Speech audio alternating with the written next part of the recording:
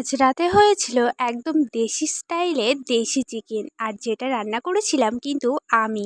আর এরপরে দেখো আজকের বেশ অনেক দিন পর একটু রৌদ্র ওঠায় মা এত জামা কাপড় কেচে দিয়েছিল।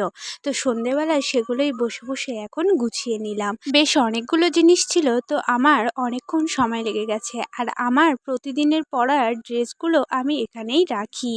আর এরপরে দেখো এক ঝুড়ি ড্রেস এর মধ্যে এখন আমি বোঝাই করে রেখেছি, যেগুলো কিন্তু আরেকদিন রৌদ্র উঠলে সমস্ত কিছু ধুয়ে দিতে হবে। আর এরপরে আমার কালকেরে আছে লাস্ট এক্সাম, তো সমস্ত কিছু এদিকে রেডি করে নিলাম। আর তারপরে নিজের পেটটাও গুছিয়ে নিলাম। রিসেন্টলি বিস্কুটের মধ্যে আমার এই মিল্কি বারটা ভীষণ ভালো লাগছে, তো সেটাই শেষ হয়ে গেছিলো, মা এনে দিয়েছে। এখন এটাকে এই কৌটোর মধ্যে ভরে নিলাম। আর এরপরে ভীষণই কষ্ট হয়ে গেছে, অনেক কাজ করে ফেলেছি, তাই জন্য জল খেয়ে আজকের মিনি ব্লগটা এখানেই শেষ করছি। সবাই ভালো থেকো, টাটা।